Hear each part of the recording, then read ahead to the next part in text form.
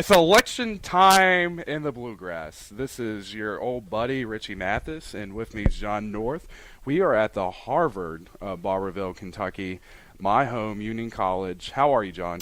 I'm wonderful, Richie. I guess we should give Union College a shout-out for hosting this podcast, even though technically they don't know they're hosting this podcast. And I think another key is that whatever we say is not official endorsement from Union College. I was going to ask if I needed to say that since I'm an employee here. Well, you're not a politician. I'll take care of that. So, anyways, why are we talking? Good question. Tomorrow's an election for the state of Kentucky. If you didn't know that, then that's news. And I want you to consider, if you're listening to this, first off, who's running? Can you name the three candidates for governor? And can you name and list all the offices that are up for election? And while you're Googling that, I want to first thank you for swiping right on this conversation. Let's get this going. So, I love it. I'm Richie Mathis. I'm known around these parts as the former student body president here. I've interned for Senator McConnell, Congressman Hal Rogers, and I'm a Politico nerd. And I should also say that whatever I say is not any way affiliated with them as well. And here's John North. Did you say you were student body president at Redbird? Yeah, I mean, most people are just going to look at, your credentials and just going to write me off. But, I was voted class president at Redbird 3 years in a row. 3, wow. My sophomore, junior, and senior year, I was class president. I was also president of the student ambassadors here at Union College, and I was elected a commissioner to a fantasy football league one year. I think that should count too. Wow. All right, so basically don't listen to me anymore. His hair's on fleek, which you can't see. Also, John North is married, and let me say, he's the voice of the Bulldogs. Yes, I am. And you'll notice maybe a difference because last time I was using an iPhone 5 before I dropped into the waters of Frankfurt, and now we're using these headphone sets, so I feel like I'm John Madden. So anyways, we got that out of the way. Let's move on to why you should be listening, why this election matters. All right, so the Washington Post, ABC News, Daily Kos, liberals and conservatives across the nation have deemed this the most interesting race and also the most controversial race. And so that's kind of the background. As far as the nationwide, Kentucky is the only state that has a Democratic legislature. The House is. And so Republicans are really looking to take back Kentucky, so they'll have the entire South. But as far as the state goes, the big issue is pensions. Sounds like a very sexy issue, I know. We're going to tackle that. Health care through Obamacare. I said Obama. Okay, no one beat me up. All right. And also, Kentucky has a budgetary session coming up. The governor is a very integral part of that, and that will last for 2 years. So did I bore you too much there, John? No, you're good. But I do want to add quickly in here that I think for those listening, when you hear Richie talk, I think you're going to be aimed more at the, hardcore political people. I guess I use hardcore loosely, but Yep. And then I think I represent more of the casual voter. I think that's safe to say because I only pick up on maybe one or two issues, and that's kind of how I lean. But I do, think of myself as a informed voter to a certain extent. And so basically, what John's saying, I go hard in the paint at Krispy Kreme when that light's on, at the buffets, and when we're talking politics. And I won't go too heavy in the policy analysis, but I will also say this, that there's a lot of jobs at stake. 500,000 people who were enrolled approximately in the Medicaid expansion, which is essentially through Obamacare. If you're at 138% of the poverty level, you're eligible for that. Yeah. And I could go on and on and on. But that's the reason why you should be concerned. Okay. So, did I miss anything there? You're good. I just wanted to get that out of the way. All right. So, John is, we'll say, the average dude. Average dude on with Facebook. with above average voice. Yeah. And we went to old Richmond, the big city. Yeah. We hit up Olive Garden, Unlimited Soups and Salads. Unfortunately, we did not get any endorsements or any kind of financial backing from them. John, by the way, are you receiving any money for this podcast? No, I'm not. completely for the public. Okay. For the people, by the people. For the people, by the people. Okay. I'm going to write that down. I will say this. Matt Jones, who is kind of known as the voice of Kentucky basketball, he's delved into politics. And they say he might run for Congress. Do you have any intentions of that, like city council in Barberville or anything? Is that why you're doing this? Could be something in the future, Richie. I'm just, I may or may not. I don't want to, what's the political answer I'm supposed to give there? Well, the political answer would be absolutely not. I've never thought about that. And then to put my name in the hat. Yeah. A week later. John's about to have 2.5 kids in addition to his 2 cats. He's going to have the perfect-looking family. All right, so anyways, we went to Richmond. We went to Olive Garden, but we also went to the EKU debate. Let me ask you, this is for the governor's race, the gubernatorial race. Let me ask you, going into that, who were you leaning towards? I was leaning towards the independent candidate, Drew Curtis, going into that debate. And why does Drew Curtis appeal to you? I think I'm on board with a lot of people when, I'm in the camp now where the kind of non-traditional politician is running now. Okay. And I think that's obviously the sexy thing everyone's leaning towards my age. I think that's safe to say with the surge in the presidential things, so with the surge of, like, say, a Donald Trump or a Bernie Sanders or a Ben Carson, that sort of thing. And I think I've been following this race probably Fancy Farms is when I really picked up on it and started paying attention to it. And Fancy Farm is one of the oldest political traditions in the country. It's basically a picnic. It's hosted, if I'm not mistaken, by the local Catholic church there. They have amazing barbecue. I've never been myself. And these is where these candidates basically roast each other. Yeah. It's like a Comedy Central roast, right? Yeah. And so that's kind of when I, after that I was like, I'm not really hot or cold on either of these guys. And that's when I picked up kind of on Drew Curtis shortly after that. And I'm like, at this point I'm going to vote independent. Okay, so that's an answer to one of the questions. That's one of the 3 candidates for governor, Drew Curtis. And to mention Trump, I may not sound as good as I normally do, not as on fleek as people say colloquially today, because this weekend I was Donald Trump. Can you believe that? Yeah, just for the record, for those listening, Richie showed up to my house last night at about 9 o'clock to record this podcast, and he sounded like complete and utter garbage. Well, that just means that Donald Trump is well supported in Lexington by personal experience. I took hundreds of selfies. It was unreal. If you got one of those, send it in.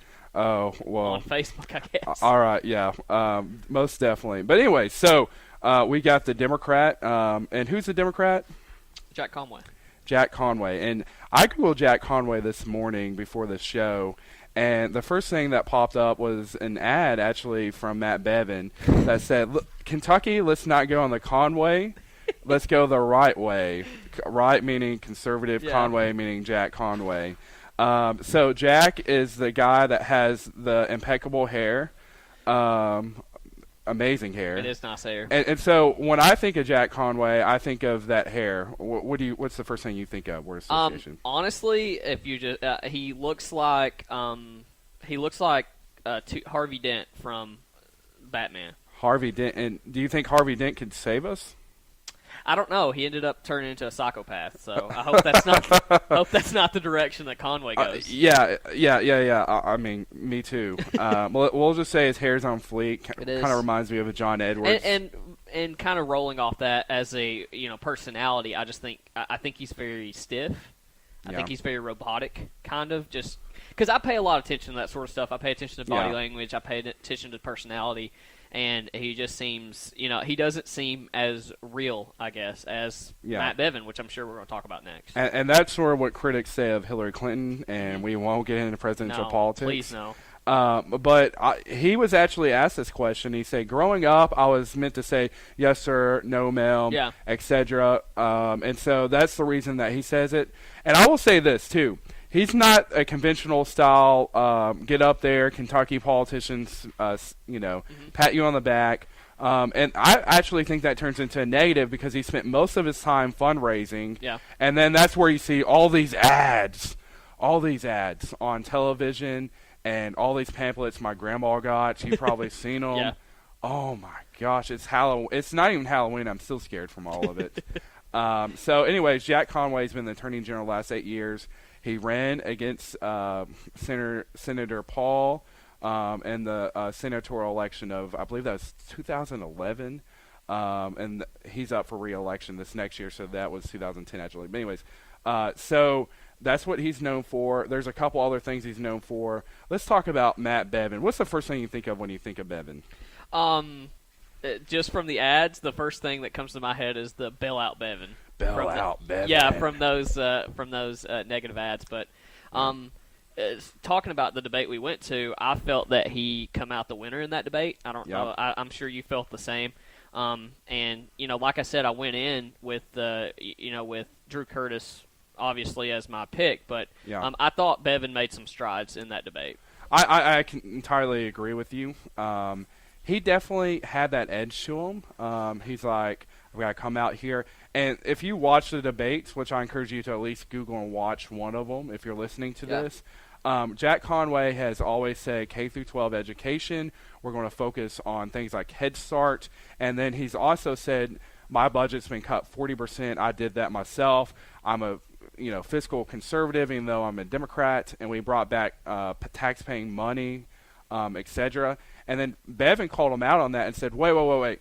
The governor cut your budget. That was kind of the burn moment in that. That's when that was one of the few times where they actually lost control of the crowd because the crowd had agreed no cheering whatsoever. That way they could speed the debate along because it was on television. And in this case, it was the crowd kind of lost it over that and was like, ooh, burn. Burn. Yeah. And now, John, were you the person kicked out of that debate? No, I told people I was, but it was not me. Oh, okay. Yeah, and I do remember Which was very bizarre, by the way, that happening. The funniest thing, I started laughing, and security looked at me. They got a little nervous. They were looking at me the whole time anyways. The lady exited and said, you're both liars, and I got the paperwork to prove it. Which, if we could have her on the show, I would, but we couldn't find her. So anyways, that was one of the key moments there. So Matt Bevin is known as the outsider candidate here, the businessman, if you will. And even though he has run for office, he ran for U.S. Senate against Mitch McConnell in the primary. And frankly, I think that's hurt him a lot because all the attack ads that you see are actually from Mitch McConnell's reelection campaign. And the fact that Matt Bevin did not endorse Mitch McConnell has hurt him with the Republican establishment, where I think Jamie Comer, our current agriculture secretary, was expected to win. And he squeaked out. It was, I think, 240 votes statewide. So he barely won. And a lot of party insiders are very nervous because he doesn't represent the establishment, which could make him attractive to a lot of people. And now let's talk about other key moments when they were talking about marijuana. Yeah, I told you after, I thought that was kind of the establishing moment that Bevin won that because I thought Conway, his answer and the way he handled that was an absolute dumpster fire. Like you could just kind of dumpster fire. That's a quote of the you could kind of feel like the kind of the tenseness in the room when he was answering that, and you could kind of feel like his people were kind of going crazy over that. I kind of felt that when he was talking. Yeah, and this can be generational, but I will say this. The question was about medicinal marijuana. Yeah. If I'm not mistaken, Conway answered first and said, I've talked to 40,000 kids, and to those 40,000 kids, if he really did target those kids, I would be kind of scared.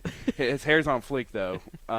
Anyways, he said he talked to him. He says that leads to other things, other drugs. Yeah. And then Bevin's like, hold the phone. They said medicinal marijuana. This has nothing to do with the kids who don't have access to it, who are having brain tumors and things like that. And then Conway doubled down and responded. Which I have no idea why. He didn't just back out of that somehow. Politically, to me, that was a blunder, and I think to John, who doesn't follow politics as much, that was seen as a blunder. And then the night, I feel like one of the top moments of the night was when Bevin said, now, kids, I don't want you to raise your hand here, students at EKU, but let's be real. You all have access to it. How easy? He was like, how easy is it for you to go out and get marijuana if you want it? That's pretty much what he said. Exactly. And so from there, the night just went back and forth. Bevin, I thought, was definitely seen as a stronger. Anything else from that debate? Um, that was the biggest point for me was the Yeah. whole marijuana, and I thought you brought up a good point too. As me and you were talking afterwards, we were like, you know what? Only in Kentucky would the Democrat come out against marijuana, and the Republican would be for it. I thought that was really funny. And it's true. And Kentucky is an enigma in many ways because I could go on and on about this, but essentially. There's more Democrats registered. If I'm not mistaken, it's 1.7 million to 1.3 million Republicans. When most people, if you're from California, they think, oh, Republican. The reason is that every single person from the state of Kentucky that's in Congress is Republican, with the exception of John Yarmuth from Louisville. We've got the Republican leader in the Senate. We got a Tea Party leader in Paul.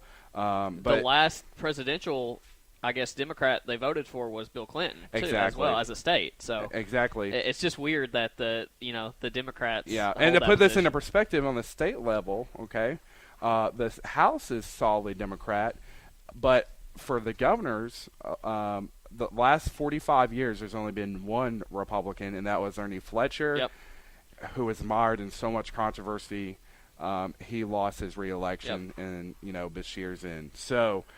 With that background, that's why it's kind of interesting. Afterwards, I will say it now that I've met all three of the candidates, two of them in person, one of them Facebook Messenger.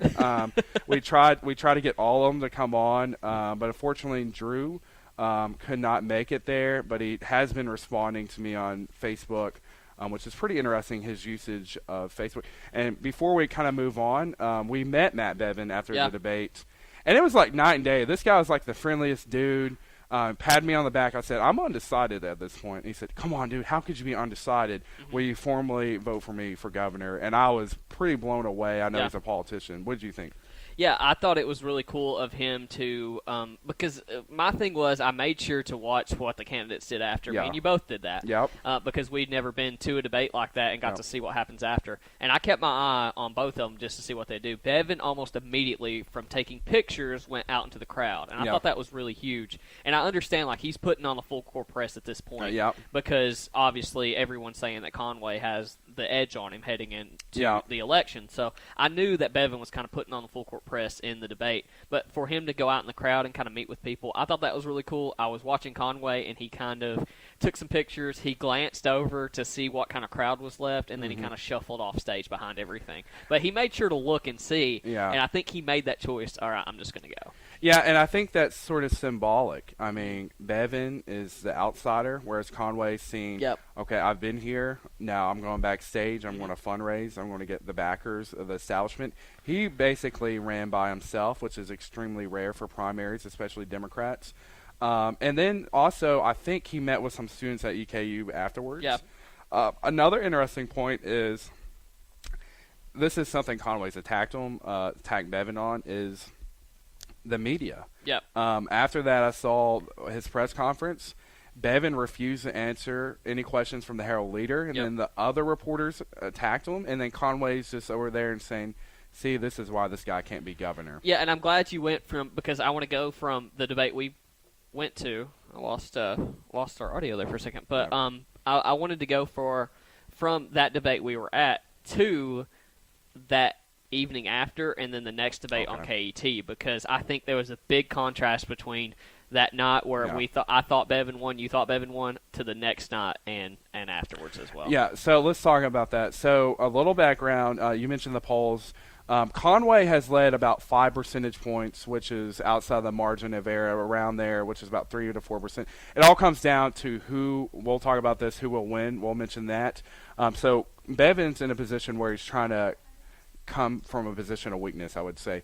But to move on to your point, the KET, which was a discussion with Bill Goodman, they're sitting at a table.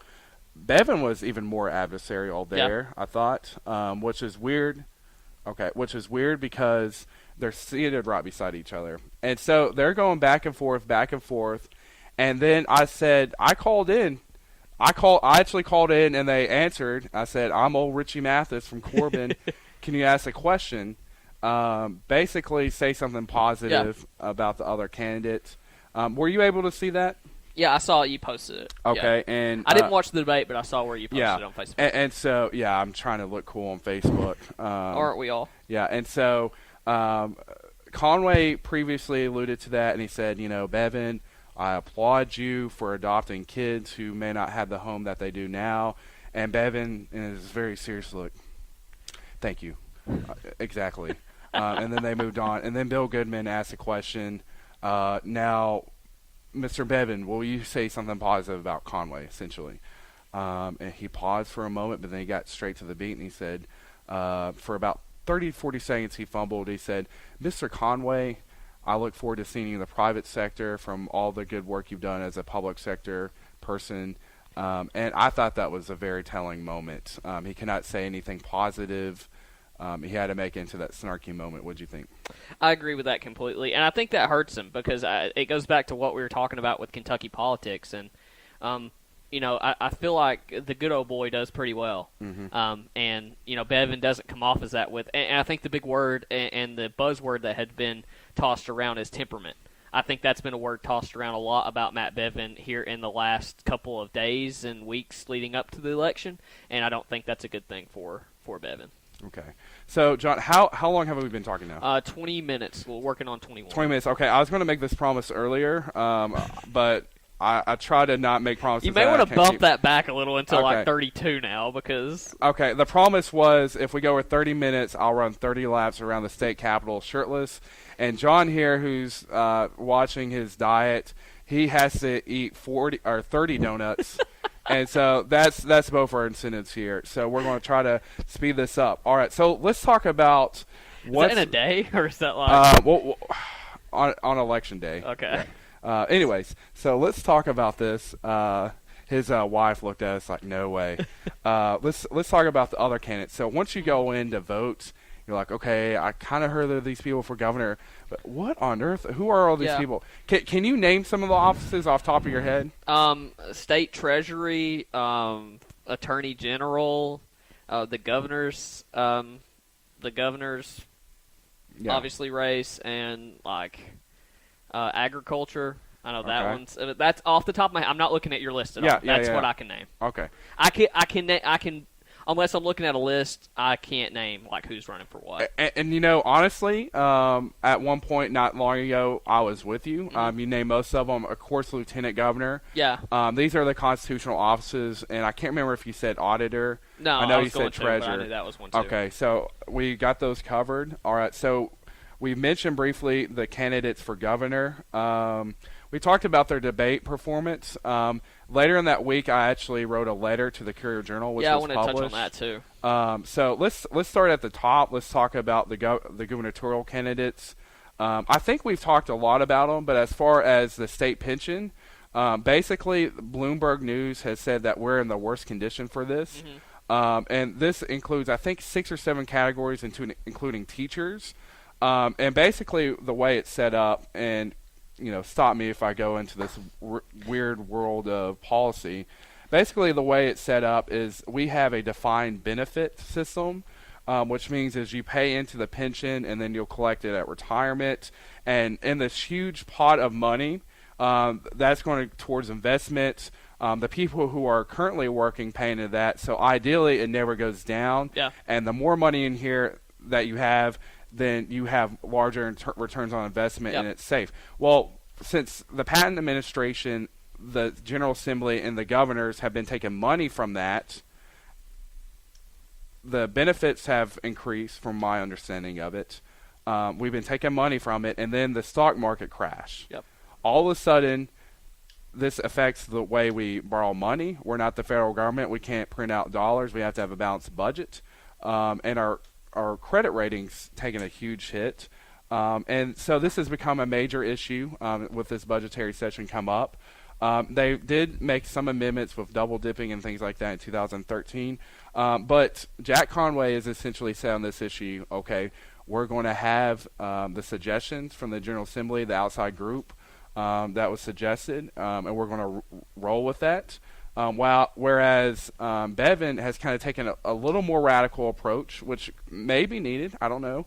And he said define contribution instead of define benefit, which is a 401k plan, and it's more about the individual. So the individual would essentially have to work with some form of financial planner and invest wisely. And I talked to former KE president, Ms. Oxendine, and she's essentially explained it this way. There will be more issues going to that because if you're, say, 50 years old, right, and you're planning on retiring in 5 years, this is just a hypothetical, the people who are 40 and 30 and 20 years old and they're teachers, they're paying into it, so you're going to get covered. Well, what happens when, say, we move to a 401k, right? Yeah. And we move to that. Well, what's going to happen to those who are 20 and 30 and 40 who don't have people paying into it?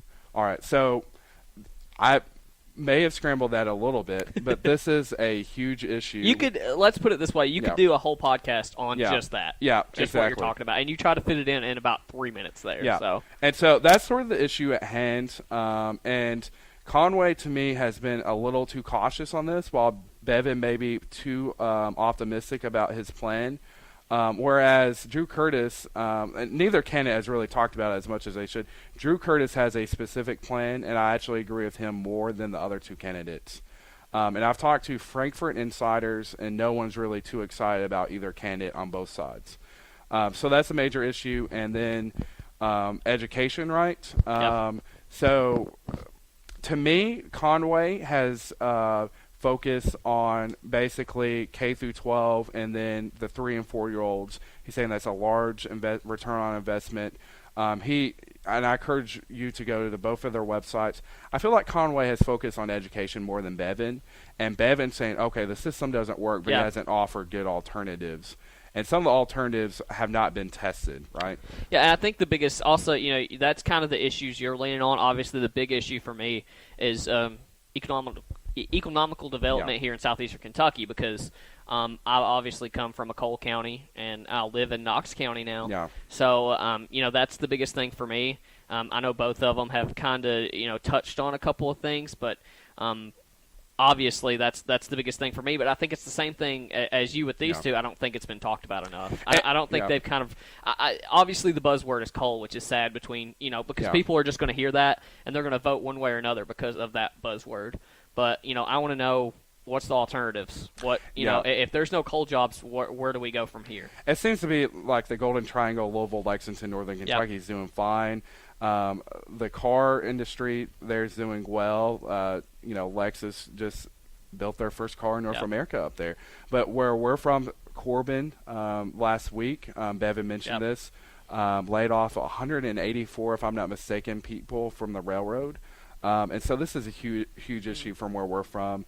And Bevin's saying we need to change the labor laws, make it right to work, which I mentioned in the last podcast, and I encourage you to Google these issues. So those are major issues at stake. I think, this is my opinion, I think that if Conway's elected, which a lot of Democrats I've talked to aren't too excited about, it would be kind of more of the same that you've seen in Frankfurt. It would be steady. There won't be any radical changes. I think he can make some good changes, whereas Bevin is coming in there, let's shake the system up. Let's shake it up. And I'm just a little concerned that he hasn't put enough background and research into his suggestions. And that makes me a little concerned, although I do like his optimism. So as far as the candidates go, I think Drew Curtis has the best of Bevin. And he also has some of that, okay, I'm private sector, but I'm going to go into this for the people and the policies and the politics. And I'm going to say it right here, just like the last election, I'm going to vote for the independent candidate. Last time it was Gatewood. I thought Governor Beshear did do a good job. But this is more an endorsement for not necessarily an independent candidate, but more for I don't really like Bevin or Conway as much. So what are your thoughts? I'm with you. Obviously, I was almost talked myself into voting for Bevin after the debate. But as I said, I thought he hurt himself a little after that. I mean, if it would have been just that debate and then the election, probably would have voted for Bevin, but I'm leaning towards the independent candidate as well. Yeah, and that question that I asked did it for me. And it actually got mentioned in The Economist 2 days ago. Yep. I don't think he would work well with uniting the parties, or united we stand, divided we fall, which is our motto here. Yep. All right, so what about the other offices? The lieutenant governors, we didn't really mention those candidates because the focus is on the governor. Yep. I thought both lieutenant governors are good, although they perform poorly in their debates.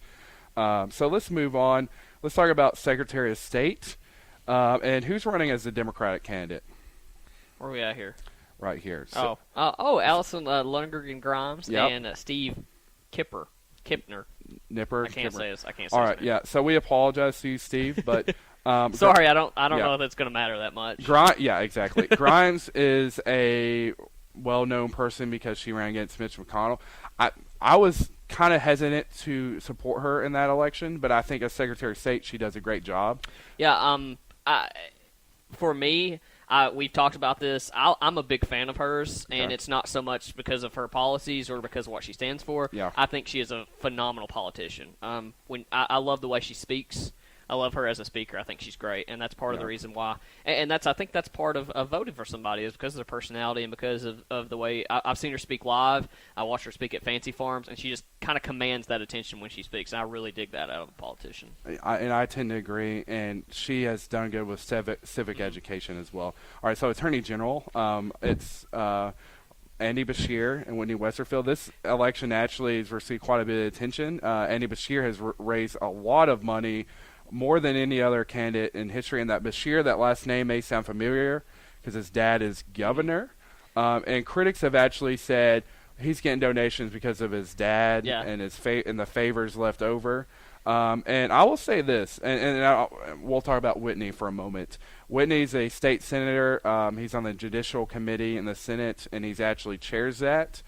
So he's involved in the issues there. And what about the ads? What have you seen? Yeah, that's what I wish we had more time to talk about. Yep. Because the attack ad on Andy Beshear is the most insane and hilarious thing I've ever seen in politics, I think, in the state. And that's saying a lot because I've lived through the McConnell and Grimes election, which was insane.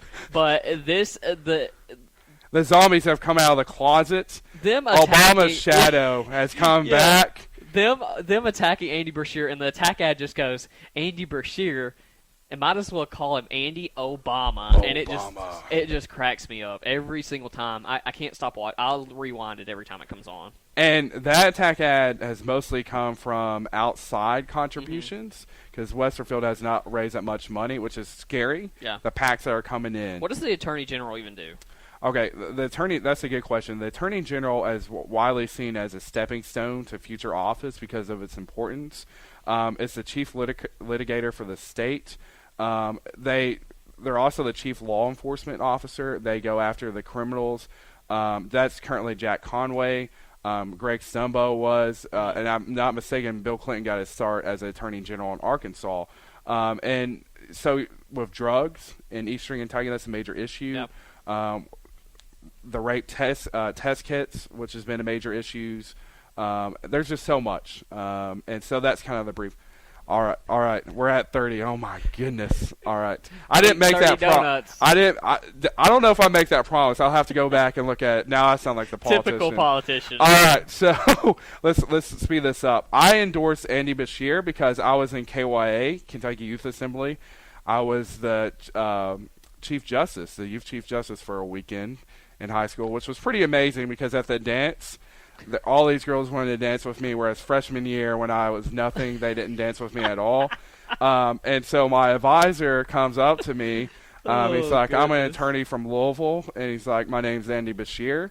I said, wait, Beshear? And I was joking. I said, are you related to the governor? He's like, yeah, that's my dad. But he was super chill about it.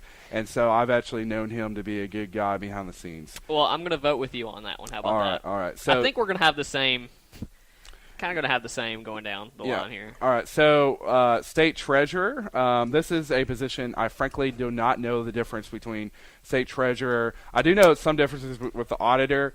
I know the state treasurer, they give you your lost money, right? If you have lost money, they'll give it to you. Yeah, and if someone dies and if it's not really given to someone, they watch over that. Yeah. They watch over, I think, the checks, and they sit on various boards, including the pension board, which is a huge issue. The Louisville Courier-Journal has endorsed Allison Ball, the Republican, and she's the only person that I've seen run an ad, and I thought she's energetic and quirky. And then Rick Nelson, state representative. I talked to people on both sides of the party that are state representatives. I've had a lot of people endorse Rick Nelson. He's a former teacher. And did you say he's from Middlesboro? He's from Middlesboro, and then Ball is from Prestonsburg. So and like I said, I remember actually them speaking at Fancy Farm. Both these candidates, and I really enjoyed both of their kind of what they stood for and what they spoke about. I'm kind of torn in this one, but because Nelson's closer, he's from Middlesboro, I think that's literally what I'm going to base this on. Okay. Yeah. Okay. And Allison Ball's from Prestonsburg. She's an attorney. Mm-hmm. I'm torn on this one. Yeah. I'm torn on this one. I feel like either way. That's a really good race. Yeah, I'm torn on that. I'm going to go and say, even though Rick Nelson's received endorsements from people I trust, I'm going to say Allison Ball, the Republican, just because I feel like she's energetic, she's young. I feel like she'll bring a new view, although she does need to improve on her stances in regards to the pension and things like that she'll sit on. All right, let's talk about state auditor. Mike Harmon and Adam Edlin. Edlin was chief of staff for for Governor Beshear. And he's been state auditor. I really love his work with rural hospitals, the Obamacare, the expansion of Medicaid. He's highlighted the issues of the rural hospitals who are affected by the expansion of Medicaid. He's actually the one, old Richie Farmer, he's the one that had led that investigation. He's done excellent work. I strongly endorse Adam Edlin. Mike Harmon has been mediocre. He's not he's from, I believe, the Danville area, but Adam Edlin, to me, is the strongest candidate out of all of them, any race. And some people say he's going to run for senator next year against Rand Paul. Has Edlin got that awesome ad out to vote for him, where he's like screaming about stuff? Like, I don't know if that's it or not. I hear it all the time, but I believe it is Edlin who has that out. I'm sure somebody out there listening has heard it before. I'm not entirely sure. He's one of those people that has, like, the good-looking family, the nice haircut. Him, so I'm everyone's voting for him smiling. just by that ad. Yeah, and I met with him in Barberville, so he's the only candidate to my knowledge in that race has come to Barberville. Well, that gives him my vote as well. Yeah, all right, let's talk about the Agriculture Commissioner. James Comer is he's not running. And it's Ryan Quarles, and if I'm not mistaken, Jean Marie Lawson Span. That's a long name. Yeah. And so Ryan Quarles, I've actually met him. We've been Facebook friends since 2011. He's the Republican. He's been in the General Assembly for a couple years. He's educated at Harvard. I think he's working on a doctorate at Vanderbilt, UK law, master's from UK. He's well-versed. And I think that I'm pretty sure the Courier-Journal and the Herald Leader has endorsed him. He seems very competent to me. Whereas Jean Marie Lawson Span, I've never heard of that person. I briefly saw her interview. She seemed to be very charismatic. She's a radio show host and Democratic activist. That's what it says. What radio show? I don't know. It's like Coast to Coast? Coast to Coast. Maybe. The conspiracy theory show? I mean, can we if that was the case, I'd vote for it. Yeah, can we say that we're radio show hosts? Yeah, now we can for sure. Okay, so I'm endorsing Ryan Quarles. He's very competent. Let's make it 2 in a row then. I think the only one we've disagreed on is the treasurer, correct? Yeah, and I could go either way on that. And this is the point. We don't really know these candidates. I'm not even sure why we were voting for some of these candidates in these positions. It will come down to turnout. Yeah. And I'm looking through the list. We did miss someone for the governor, and it's Blackie effing White. Yep. And Philip Jacobs as the write-ins, which means they cannot get the thousands of signatures to be on the ballot. Listed as, what's that say? A T-shirt shop owner, ex-teacher, and marijuana legalization activist. Okay. And that is legit. It's Blackie effing White is they have filed. I've actually read about this. It is 100% accurate. All right. So there you have it. So I think we went through a lot here. Yeah. I do want to touch on before we do end about, you talk about voter turnout. Yeah. And, part of it is why would anybody turn out for election like this if you're just a casual voter? I think that's fair to say. I think everybody is very hot and cold on Bevin and Conway. I don't think they're going to have a large turnout. They're like Katy Perry, but they're hot and cold, but they're also sick of everyone. And then the independent Drew Curtis, I don't think he's going to get enough support due to the fact, I told a couple of people, who I intended to vote for, and they said, you're throwing your vote away. I think that's the general expectation of an independent That's candidate. a very interesting point, because generally when you vote independents, it takes away from Democrats. If you vote for him, you're not sure who you're taking it away from. And so once again, we're faced with who's the least worst candidate between them. Also, as far as the ballots are as far as where you send in who you're voting for ahead of time, I believe it was Grimes, who's the Secretary of State, who said we're down big time, which is an indicator saying that we're going to have probably less than 1 million voters. So I think out of all these, I think that Conway is going to win for governor. I think that Grimes is going to win Secretary of State. Mm-hmm. Bashir is going to win Attorney General. I'm not sure about State Treasurer, but I'm willing to say Rick Nelson because he's a Democrat. And I'm going to say Adam Elam wins State Auditor, Ryan Quarles Agriculture Commissioner.